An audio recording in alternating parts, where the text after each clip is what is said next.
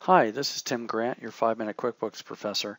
Today I'm going to be talking about the settings related to advanced inventory, which is only available in the QuickBooks Enterprise Edition. So to get to the preferences, we go to Edit, Preferences, and on the left-hand side we have Items and Inventory.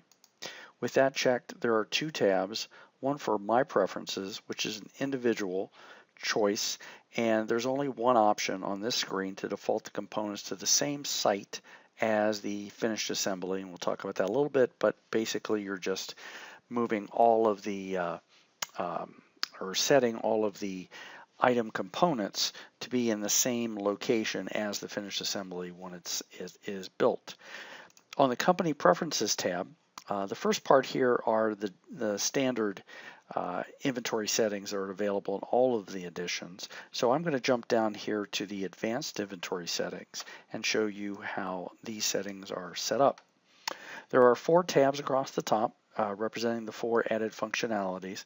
The first one is multiple inventory locations. Now realize locations to QuickBooks is just like a warehouse, and that warehouse can be anywhere. It can even be a virtual warehouse like in transit on the water from being imported somewhere, or a truck.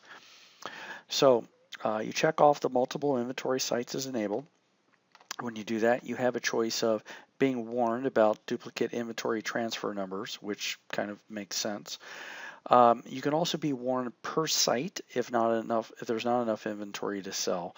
Now this would apply to just one site versus a reorder point that's set across for an item across all inventory sites from within the company file. And that might be important. You may be low in one location, but have enough in other locations that it doesn't trigger the reorder point. So you want to be able to be warned in that case.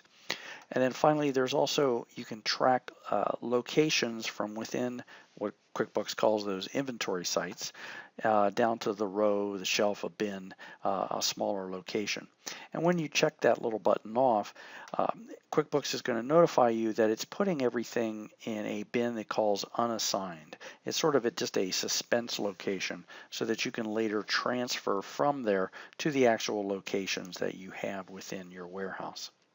So moving on to serial lot numbers, realize that you can turn this on, but then you can only choose either serial numbers or lot numbers. You cannot choose both.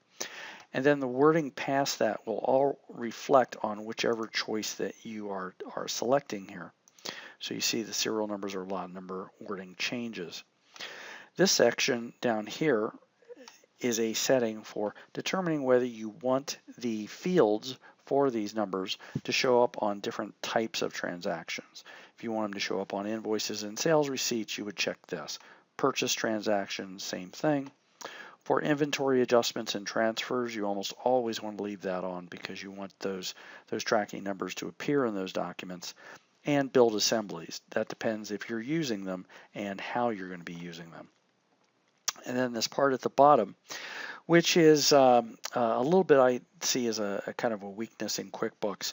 What it's doing is it is warning the user if they fail to fill in a serial number, for example, on a purchase document or a sales document. What do they want the warning to be?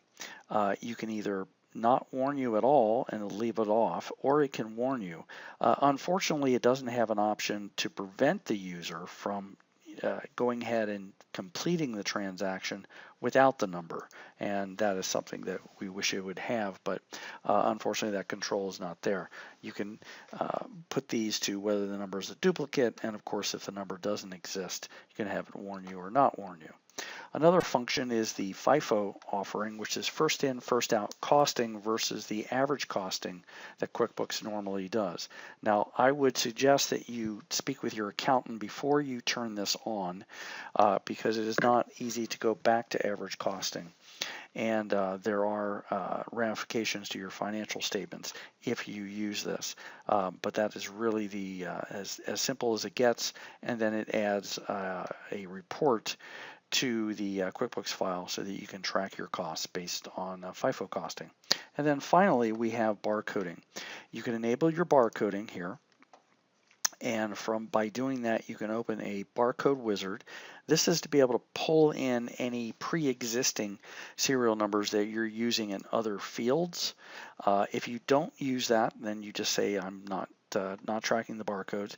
But if you have them in a field that already exists, say for example in this file, someone already set up a custom field called serial numbers, and you want to create the serial numbers from that field that you've been using, you can click that and it will pull all of those numbers in and then use those as your barcoding numbers. And that's it. That's really all the settings are to the Advanced Inventory in QuickBooks Advanced Inventory. Thank you for joining me. This is Tim Grant, your 5-minute QuickBooks professor. Thanking you for joining us. Bye-bye.